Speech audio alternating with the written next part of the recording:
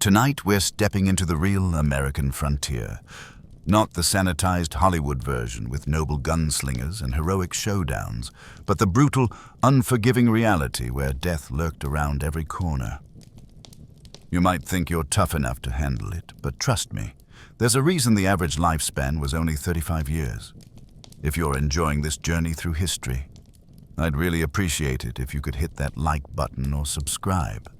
It genuinely helps the channel grow and allows me to keep bringing you these stories. I'm always curious about our global community, so drop a comment letting me know where you're watching from and what time it is there. Love connecting with you all.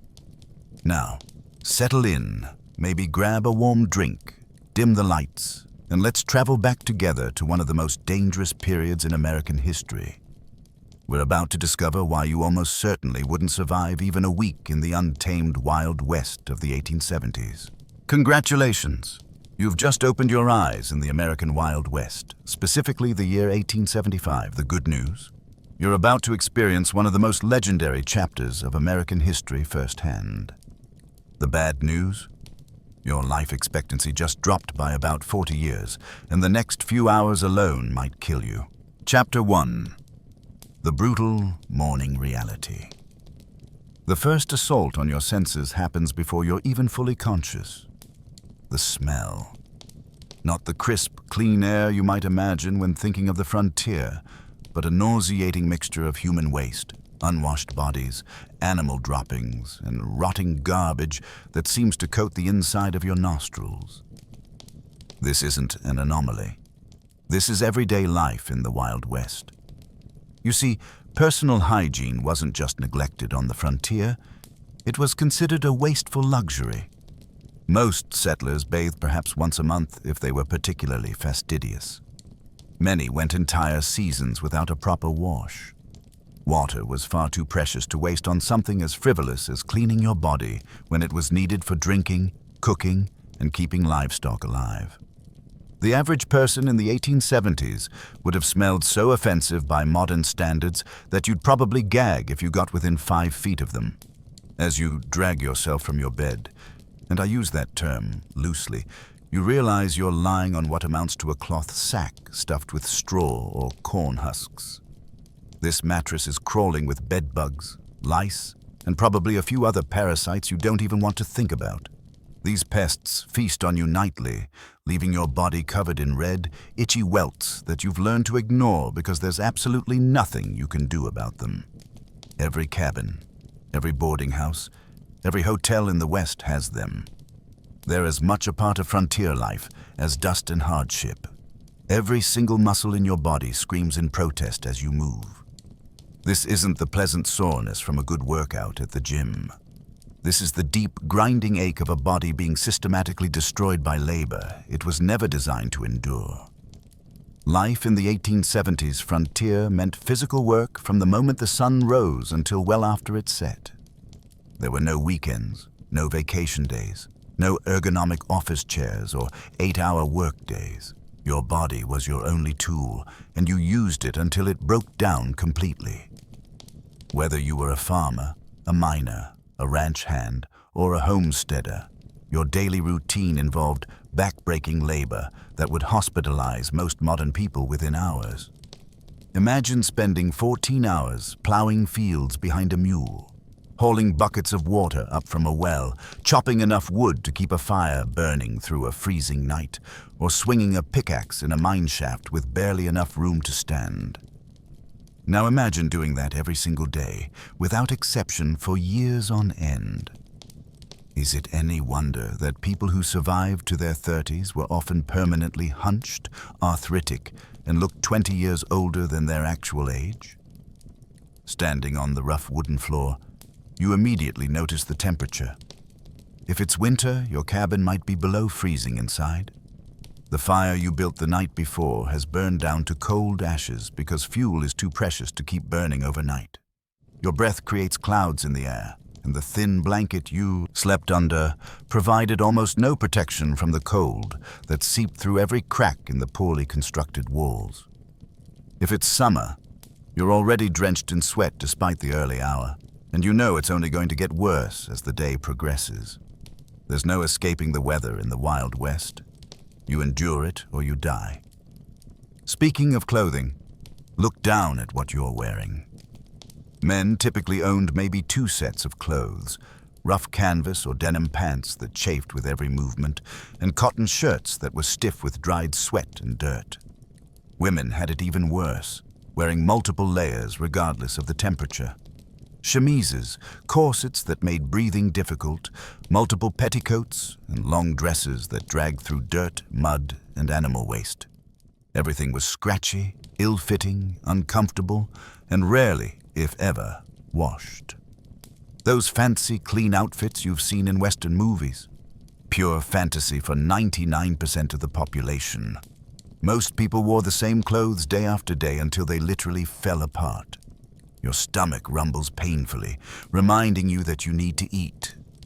Hope you like beans, and biscuits, and coffee that tastes like liquid tar, because that's what you're eating for breakfast, and lunch, and dinner. The Wild West diet was spectacularly monotonous and dangerously deficient in essential nutrients. Fresh fruits and vegetables were available only for a few brief weeks each year when they were in season. Meat, when you could get it, was typically preserved with salt or smoke because refrigeration didn't exist, and fresh meat spoiled within hours in warm weather. Scurvy, a disease caused by vitamin C deficiency that causes your gums to bleed, your teeth to fall out, and eventually kills you, was common among frontier settlers. This is particularly absurd because scurvy is easily prevented by eating fresh fruits or vegetables, but most people went months without access to anything fresh. By the time spring arrived, many settlers had bleeding gums, loose teeth, and joint pain from scurvy, only recovering when wild plants began to grow again. You might think the coffee would at least provide some comfort. Cowboys in the movies always seem to have a pot brewing, right? But what you're served barely resembles anything you'd recognize at a coffee. It's been boiled until it's bitter beyond belief, and might include crushed eggshells, salt, or even a chunk of salt pork added to the grounds. The goal isn't flavor, but caffeine, a way to shock your exhausted body into functioning for another grueling day. You drink it without complaint because it's hot, it's caffeinated, and it's all you've got. Before you step outside, there's one crucial morning ritual you can't forget: checking your boots. Shake them hard and look inside carefully, because scorpions, spiders, or small snakes often seek shelter in dark, enclosed spaces during the night. Getting bitten first thing in the morning could easily kill you, especially since medical help is probably days away, if it's available at all. This isn't paranoia. It's a survival habit learned through painful experience by countless settlers who made the mistake of putting on their boots without checking. Chapter 2. Stepping into a hostile world. As you push open the rough wooden door of your cabin, you're immediately confronted with the vast, exposed landscape of the American frontier. Yes, it's breathtaking. The endless prairies, the towering mountains, the dramatic canyons. But this beauty is deceptive because nature here is actively trying to kill you. The weather on the frontier wasn't just uncomfortable, it was lethal. Storms appeared with almost no warning.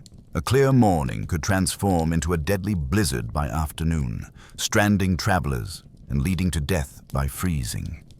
Tornadoes touched down without the forecasting systems that give us advance warning today, destroying entire communities in minutes. Flash floods turned dry creek beds into raging torrents that could wash away wagon trains. Droughts turned fertile soil into dust, leading to crop failures and starvation, and through it all, you had essentially no protection. If you've managed to establish yourself in a frontier town, you might think civilization offers safety. In some ways, it does. In many others, it just presents different dangers. Towns in the Wild West were breeding grounds for disease. Without proper sewage systems, trash collection, or any understanding of germ theory, illnesses spread through communities like wildfire.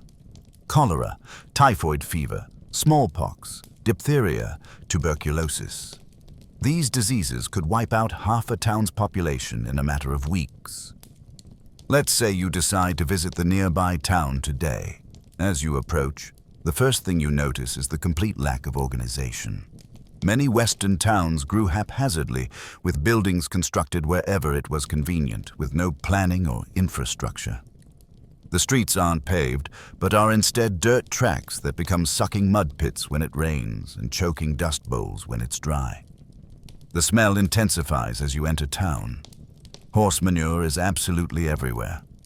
Horses were the primary transportation, and there were no sanitation departments or street cleaners. In some towns, the accumulated waste in heavily trafficked areas could reach knee-deep. Flies swarm in black clouds around you, and you suddenly understand exactly why diseases spread so rapidly here.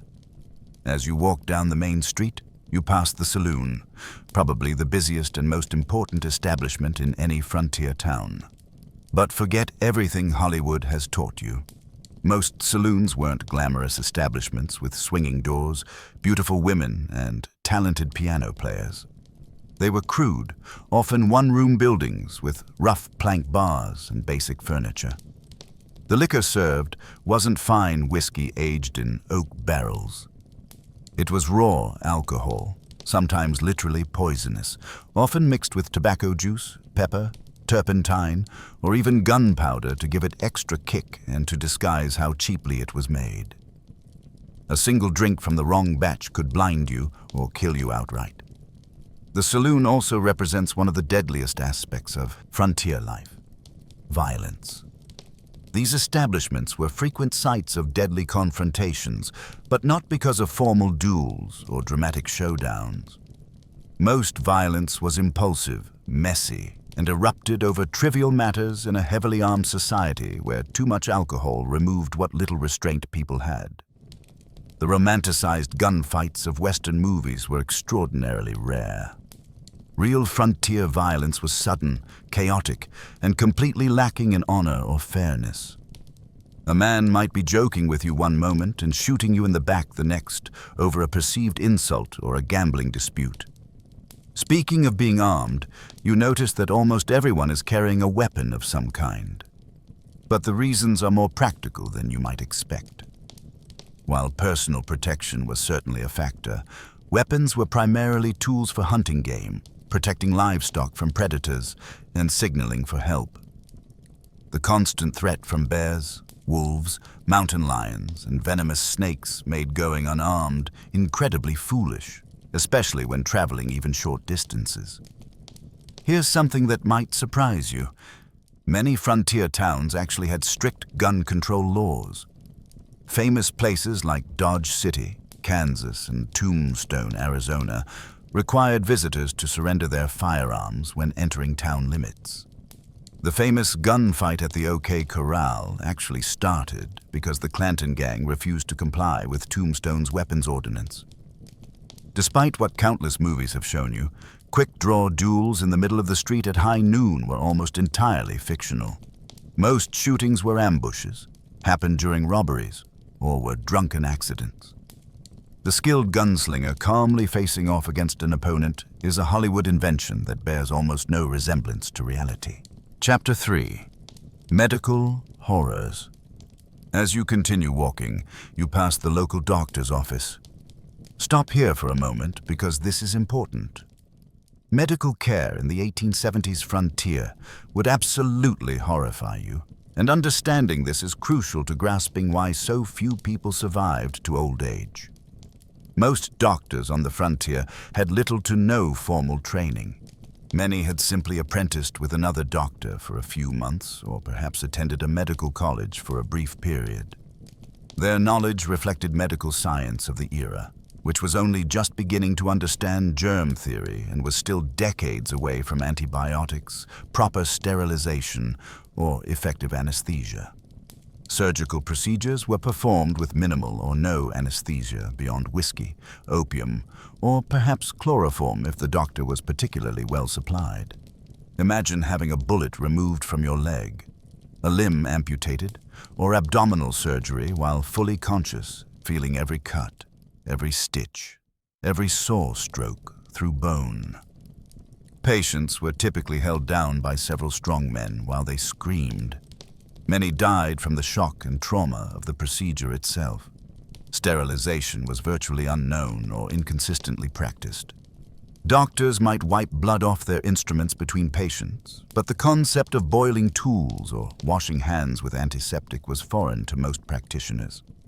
Post-surgical infections were incredibly common, and many people survived the surgery itself only to die days or weeks later from infections that modern antibiotics would cure easily. Common medical treatments of the era included bloodletting, which weakened already ill patients by draining their blood, supposedly to balance bodily humors. Purgatives that caused severe diarrhea and vomiting were prescribed to expel bad humors from the body. Poultices of various substances were applied to wounds, some of which actually introduced infection rather than preventing it. Mercury compounds were prescribed for conditions ranging from syphilis to constipation, slowly poisoning patients with heavy metal toxicity. Something as simple as an infected cut could lead to amputation or death. A broken bone might never heal properly, leaving you with chronic pain and disability for life.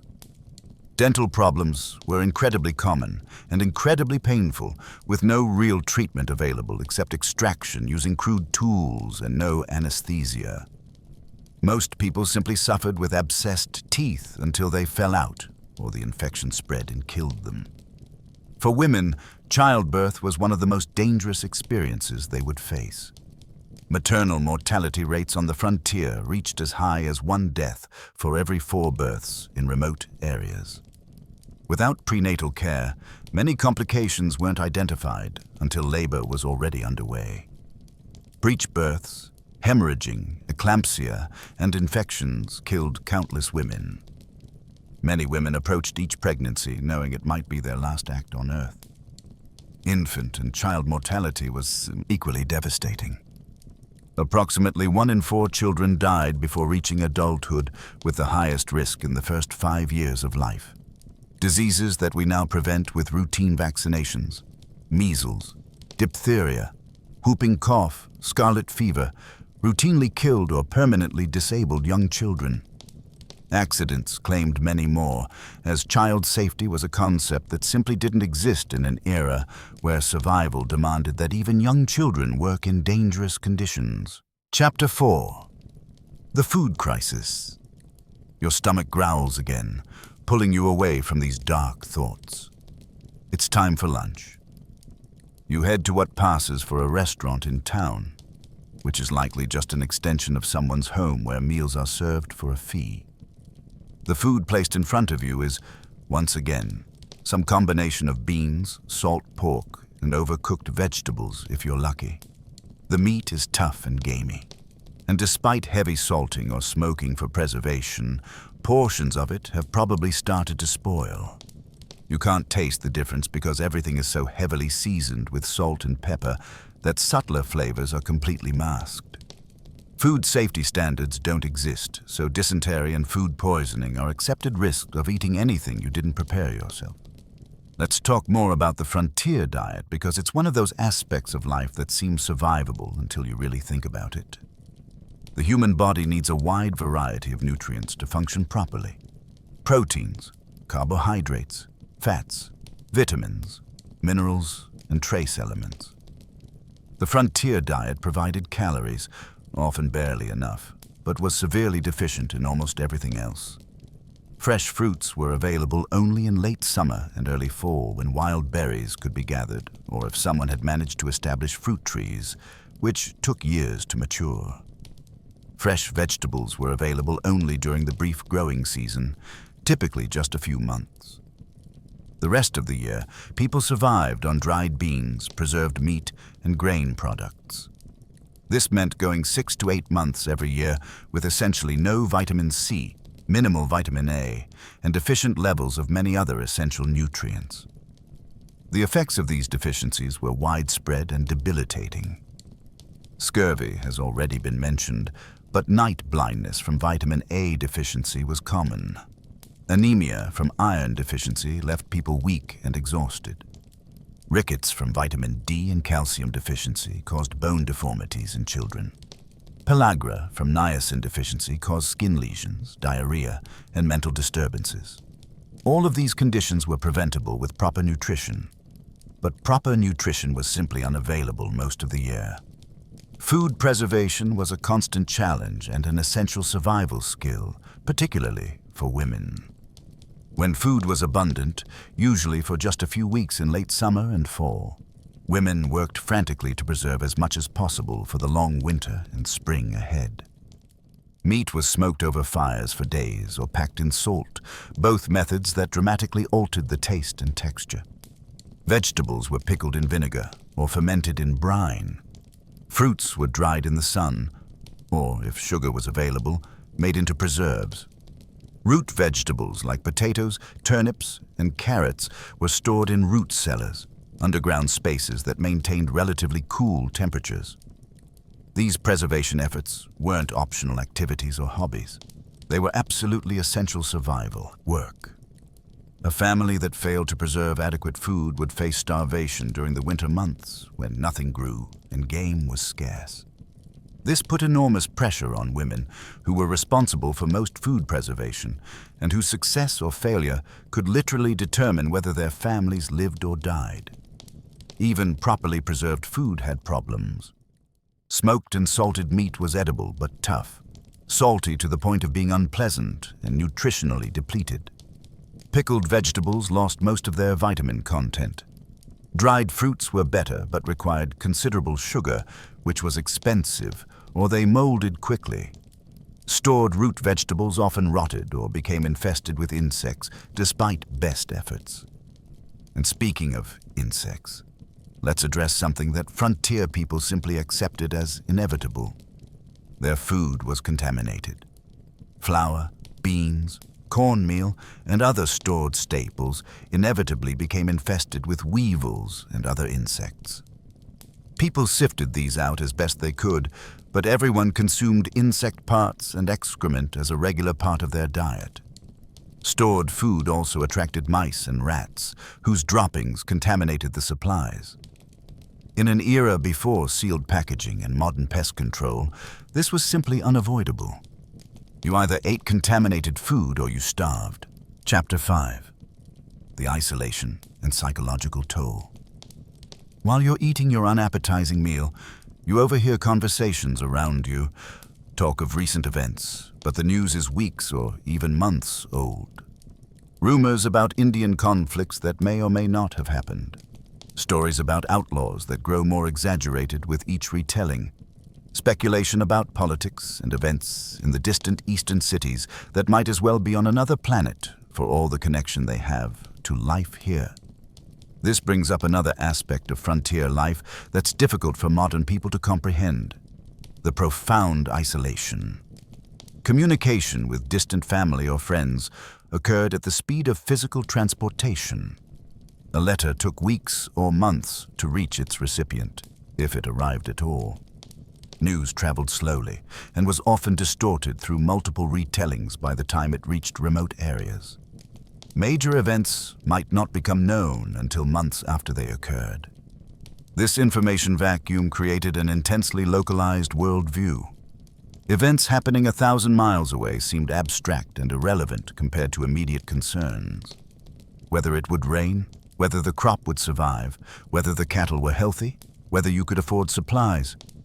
The wider world existed only as rumors and stories, increasingly distant and disconnected from the daily struggle for survival. For people accustomed to social connection, particularly women who had grown up with close female friendships and family networks, the isolation could be psychologically devastating. Women's diaries from the frontier frequently mention crippling loneliness and the mental strain of having no adult conversation for days or weeks at a time. Men at least often traveled for work or supplies, interacting with others, even if only occasionally.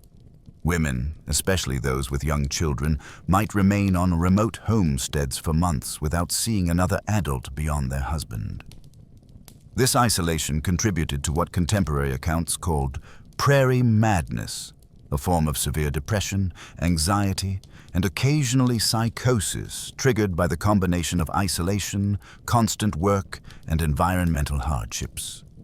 Some people affected by prairie madness became violent toward family members. Others simply walked away from their homesteads into the wilderness, never to be seen again.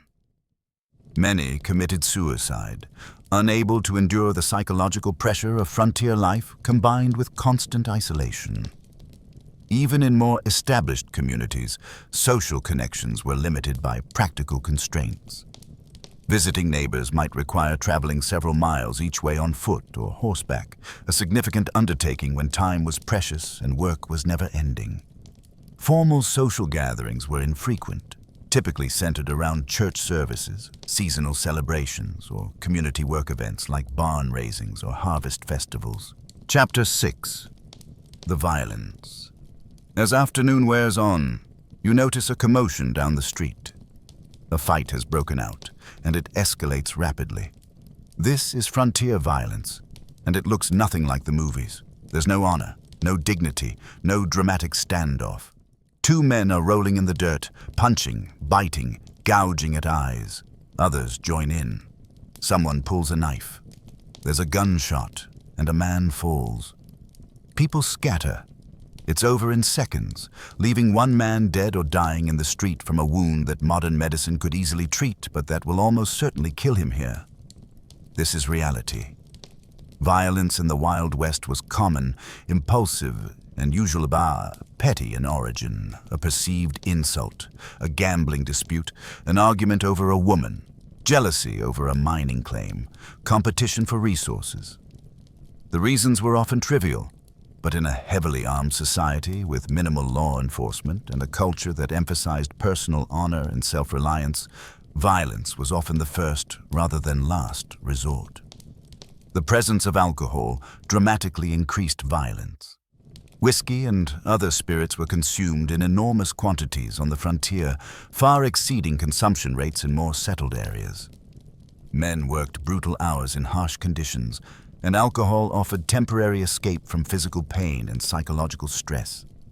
But that same alcohol removed inhibitions and turned minor disagreements into deadly confrontations. Law enforcement, where it existed at all, was rudimentary and often ineffective. A county sheriff might be responsible for thousands of square miles, making regular patrols impossible. Town marshals handled law enforcement within town limits, sometimes with a deputy or two in larger settlements, but these men were often outgunned and outnumbered when serious trouble arose. Moreover, the line between lawman and outlaw was often blurry. Some of the most famous lawmen of the era moved back and forth between legitimate law enforcement and more questionable activities. Wyatt Earp, for instance, worked variously as a lawman, gambler, saloon keeper, and was accused of stagecoach robbery and claim jumping at different points in his career. The badge didn't necessarily indicate superior morality, just whoever the town council had appointed to maintain some semblance of order.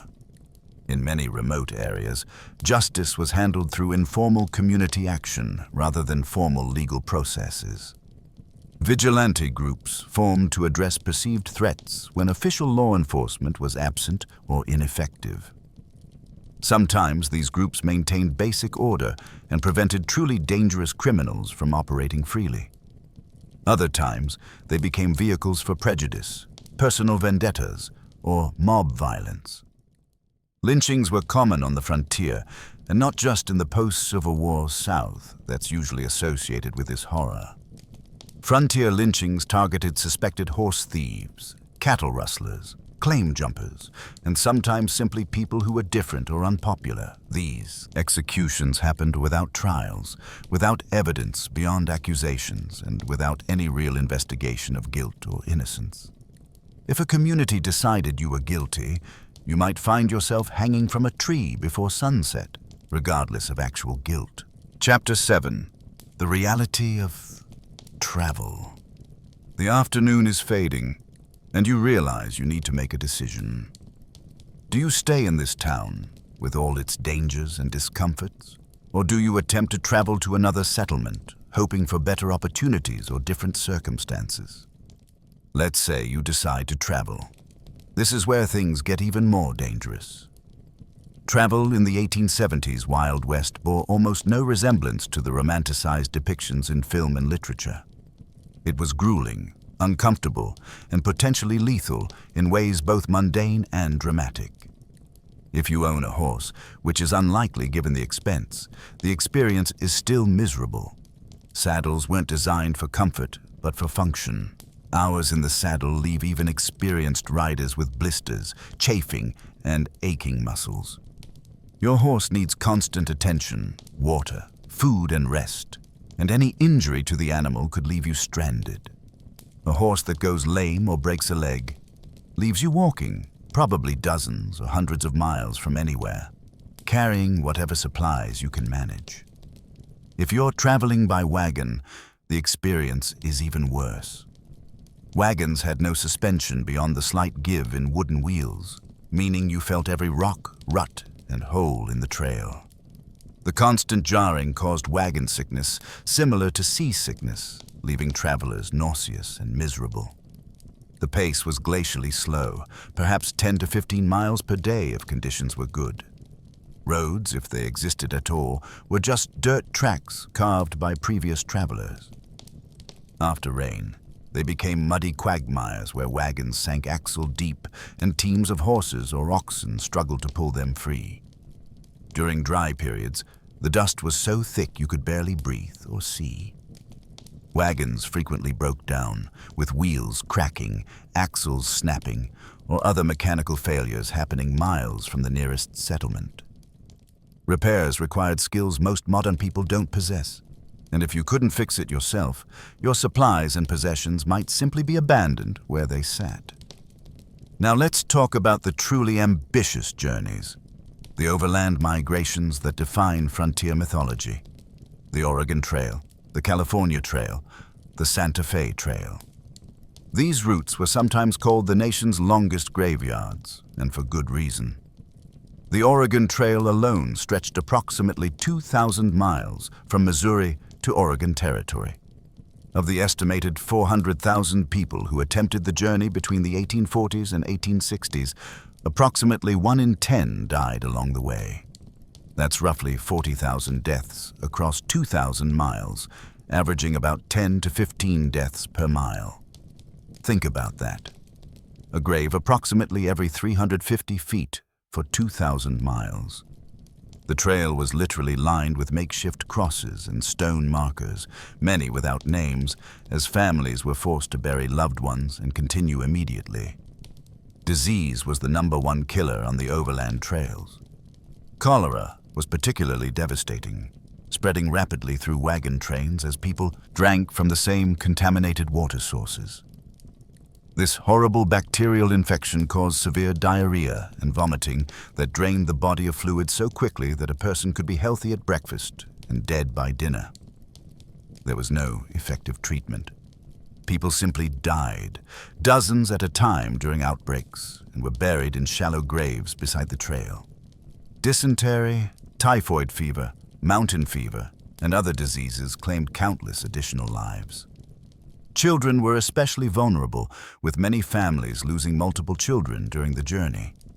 Medical care was essentially non-existent. Wagons, trains sometimes included a doctor, but even trained physicians had little they could offer beyond folk remedies and comfort.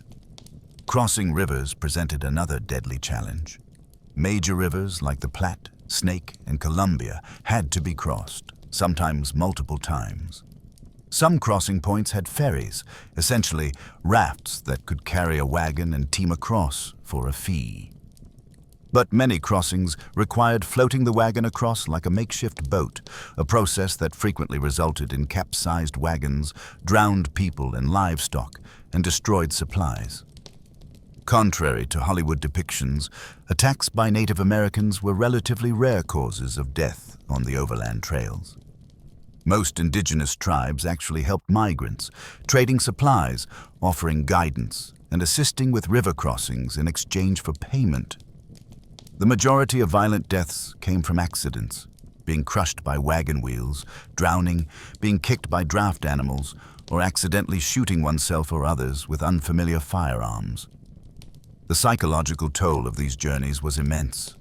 Families buried children, parents, and spouses along the way, then had to continue traveling immediately. There was no time for extended grief.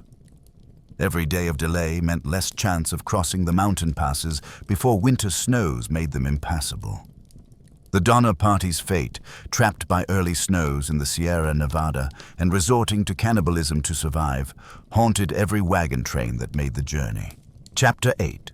The Myth of Opportunity. Perhaps you've decided not to make such an ambitious journey. Maybe you're considering trying your hand at one of the frontier opportunities that supposedly made men wealthy: mining, ranching, or farming. Let's examine each one and see what they really entailed. Mining captures the frontier imagination like nothing else. The California gold rush, the Nevada silver strikes, the Colorado gold fields.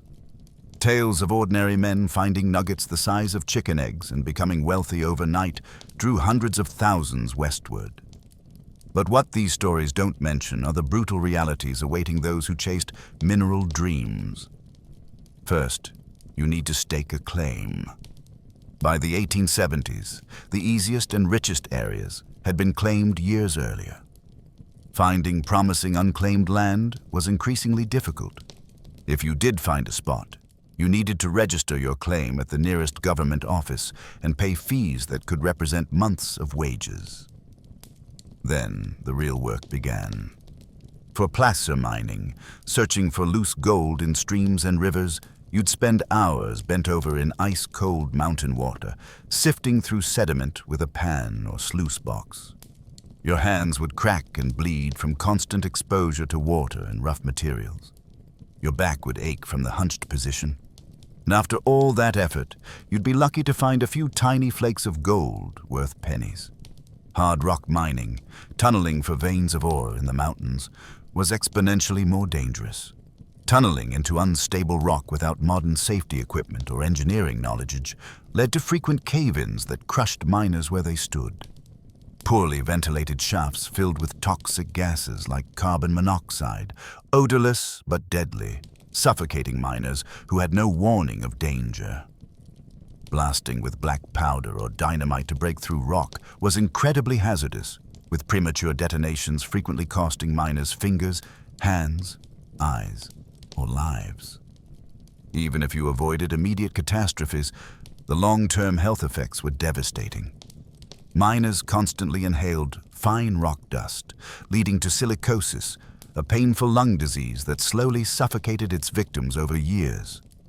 Mercury, used in gold processing, caused neurological damage, tremors, and mental deterioration. Working in copper or lead mines exposed miners to toxic metals that accumulated in their bodies, causing chronic illness and early death. The mining industry had virtually no safety regulations. Mine owners prioritized profit over worker welfare, and injuries were considered an expected part of the job. Medical care for injured miners was minimal and often ineffective. A serious injury typically meant the end of a miner's career and livelihood, with no disability support or workers' compensation available. And for all these risks and hardships, what was the likely reward? Despite the mythology of the lucky prospector striking it rich, the vast majority of miners barely earned subsistence wages by the 1870s. Most worked for large mining companies rather than independently, earning perhaps $2 to $3 for a grueling 10 to 12-hour day. Studies suggest that storekeepers, saloon owners, and prostitutes consistently made more money from mining than the miners themselves.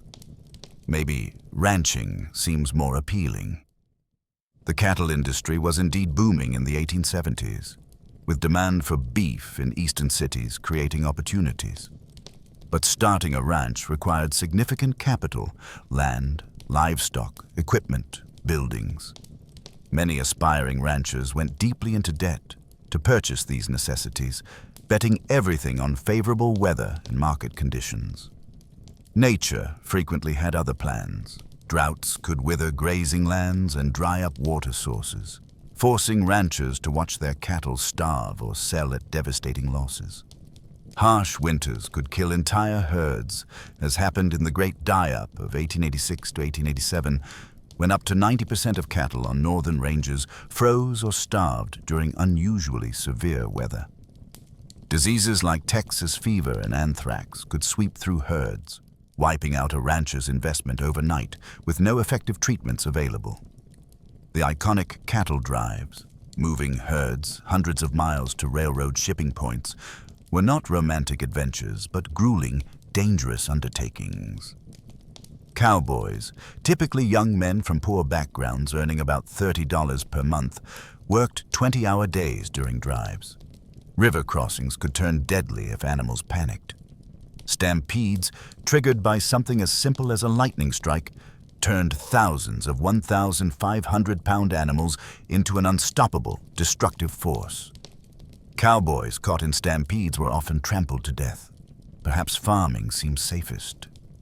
The Homestead Act of 1862 offered 160 acres free to anyone who would live on and improve the land for 5 years. This seemed like an incredible opportunity, a chance for people with little money to become landowners. The reality proved far more challenging. First, 160 acres might sound substantial, but in the arid regions that comprised much of available land, it was often insufficient to support a family. Traditional eastern farming methods failed in these environments where rainfall was a fraction of what pioneers expected. Starting a frontier farm required tremendous physical labor. The first task was building shelter, typically a sod house on treeless plains constructed by cutting and stacking dense prairie turf. These soddies were dark, damp dwellings that leaked when it rained, harbored insects and snakes, and crumbled without constant maintenance. Then came breaking the land for planting. Prairie sod, held together by dense grass roots developed over centuries, was extraordinarily difficult to plow with available equipment. It could take a year or more just to prepare a few acres for planting, backbreaking work that permanently damaged many farmers' bodies. Once crops were planted, farmers faced threats from every direction. Drought could wither plants before harvest. Torrential rains could wash away seedlings. Early frost could kill crops just before harvest. Grasshoppers descended in biblical swarms, consuming everything green in their path. Disease affected frontier farmers, as it did everyone else, but with particularly devastating consequences. A family's illness during crucial planting or harvesting periods could mean the difference between survival and starvation. Chapter 9. The exploitation of labor and resources. Evening is approaching as you contemplate these grim prospects. Perhaps working for wages seems safer than these high-risk ventures. Let's examine that option. Wage labor did avoid some of the worst financial risks of independent enterprises, but introduced its own hardships. Industrial safety standards were virtually non-existent.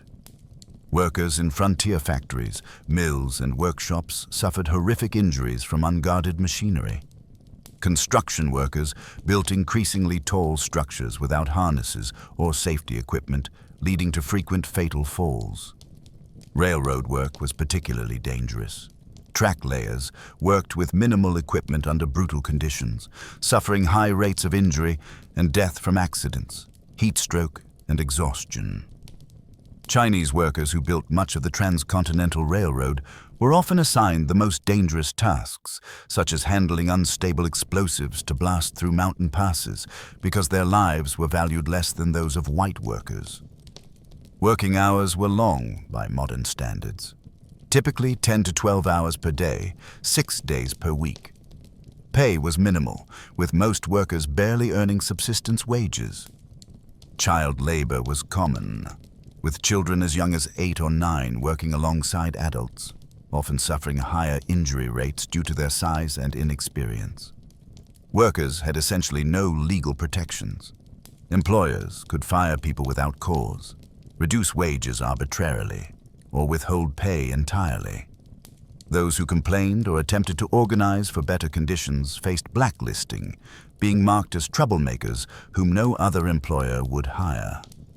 Company towns, settlements where a single employer owned all housing and businesses, were common in mining and lumber regions.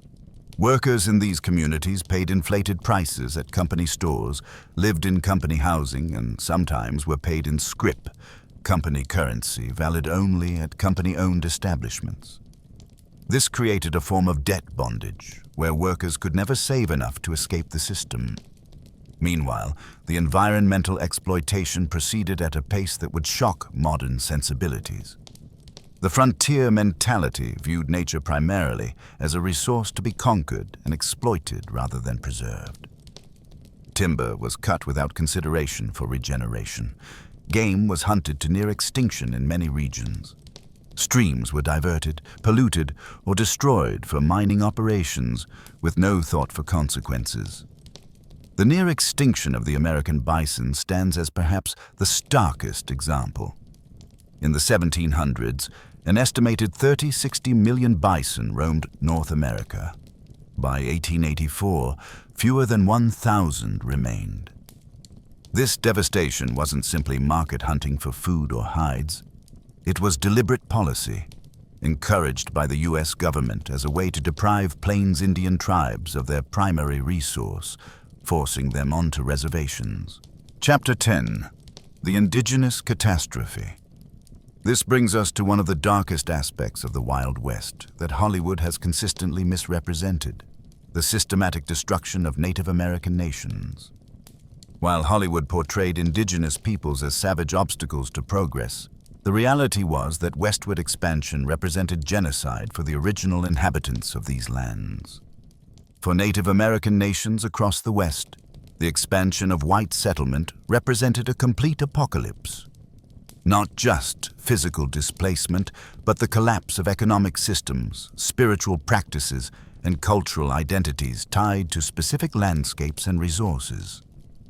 By the 1870s, most indigenous groups faced stark choices: confinement on reservations, continued resistance against overwhelming odds, or forced cultural assimilation. The reservation system itself represented cultural genocide. Native children were forcibly removed from families and sent to boarding schools designed to kill the Indian and save the man, as Captain Richard Pratt, founder of the Carlisle Indian Industrial School, infamously stated. These children had their hair cut, were forbidden from speaking their languages, practicing their religions, or maintaining any cultural identities. Physical and sexual abuse was rampant in these institutions. The intergenerational trauma from these policies continues to affect Native communities today. Armed resistance against American expansion almost invariably ended in defeat. The Battle of the Little Bighorn in 1876, where combined Lakota, Northern Cheyenne, and Arapaho forces defeated Lieutenant Colonel George Custer's 7th Cavalry, represented one of the last major indigenous victories. The subsequent military campaigns were marked by increasing brutality, including deliberate attacks on villages and the killing of women and children. Treaties were regularly broken when valuable resources were discovered on reservation lands. The Black Hills, sacred to the Lakota and guaranteed to them by the Fort Laramie Treaty of 1868, were invaded by miners when gold was discovered, leading directly to the conflicts of the mid-1870s. The government's response was not to enforce the treaty, but to demand the Lakota surrender the Black Hills. The indigenous population of North America, once numbering perhaps 15 million people, had been reduced to fewer than 300,000 by 1900. Disease, warfare, forced relocation, and the deliberate destruction of food sources, particularly the buffalo, decimated numerous tribes and nations. Chapter 11. The Diversity and Discrimination. The Wild West wasn't populated solely by white cowboys and settlers, as Hollywood suggested. It was a meeting ground of cultures from around the world, and this diversity was both a source of strength and conflict. Chinese immigrants played crucial roles in building the transcontinental railroad, and developing mining operations, but faced severe discrimination. The Chinese Exclusion Act of 1882, the first major American law restricting immigration based on nationality, grew from anti-Chinese sentiment festering in Western territories. Chinese miners were frequently driven from productive claims through violence or unjust taxation. Chinese communities often faced riots and mass expulsions when economic conditions deteriorated. Mexican Americans, many of whom had become U.S. citizens through territorial acquisition rather than immigration, similarly faced discrimination. Despite treaty guarantees protecting property rights following the Mexican-American War, many Mexican landowners saw their holdings taken through legal manipulation, intimidation, or outright fraud. African Americans who moved west after the Civil War hoped to escape Southern oppression but often encountered different forms of discrimination. Black cowboys made up approximately 25% of the workforce on some cattle operations but rarely received recognition. Black homesteaders established communities but frequently faced organized resistance from white neighbors. Even European immigrants found that national and religious identities mattered. Irish Catholics, German Lutherans, Scandinavian Protestants, Eastern European Jews, each group tended to establish distinct communities. These provided mutual support, but sometimes became targets for nativist sentiment. Chapter 12. The Reality for Women. Women on the frontier deserve special attention because their experience was so drastically different from Hollywood depictions. Far from helpless damsels, frontier women performed incredibly demanding physical labor while navigating restrictive social expectations. On homesteads and farms, women handled not only traditional domestic duties but also worked in fields, tended livestock, and defended homes when necessary. Their workday typically started before dawn and ended well after dark, with few, if any, days of rest. A frontier woman might plow fields in the morning, deliver a neighbor's baby at midday, fight off predators in the afternoon, and still prepare meals and care for her own children throughout. Despite their essential contributions, women had few legal rights. In most territories,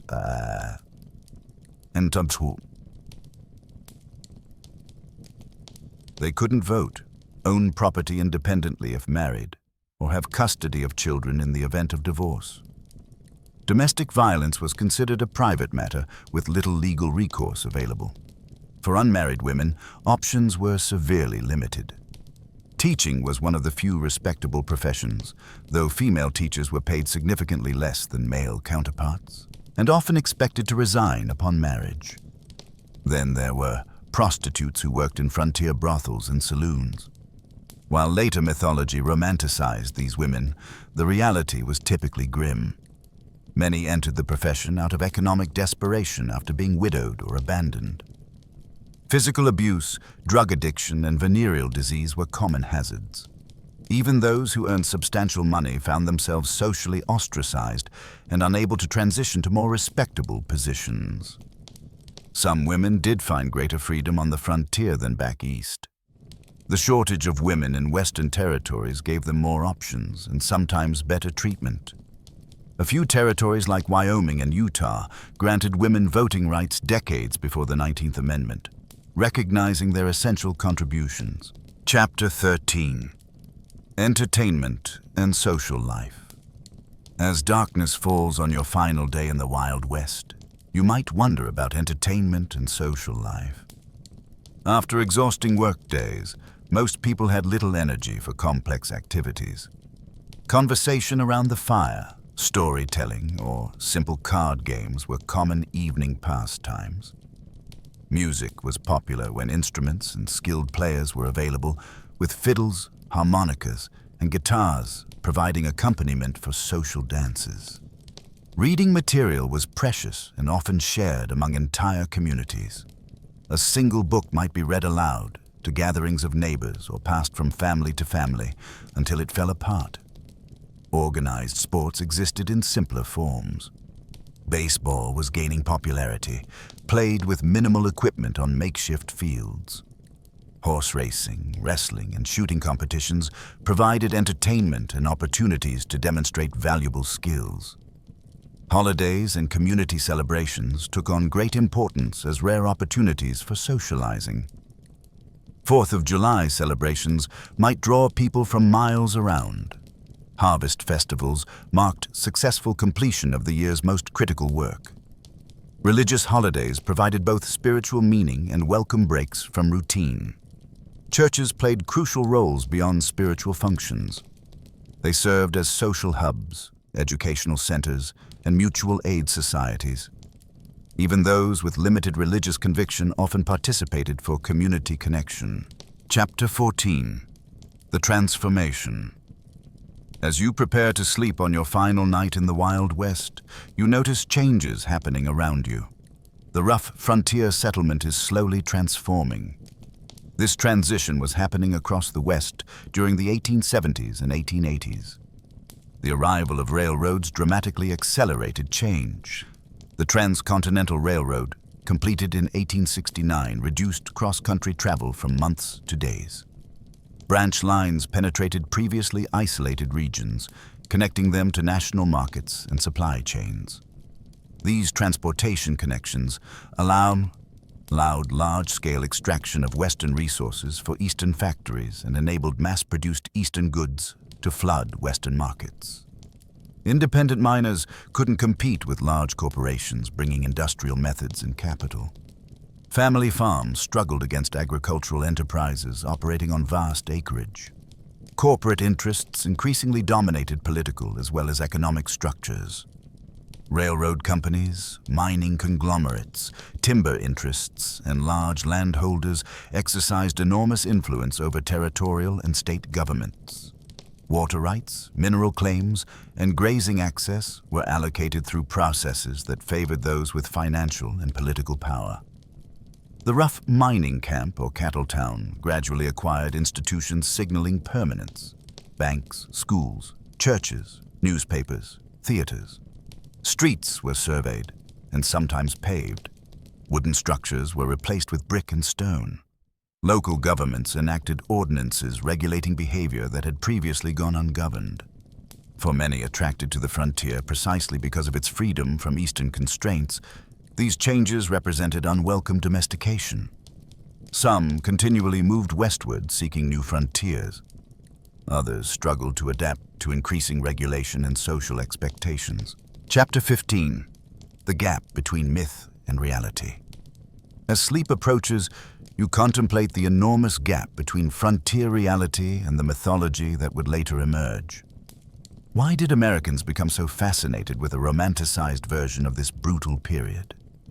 Part of the answer lies in timing. The most intense frontier mythology making occurred precisely as the actual frontier was disappearing.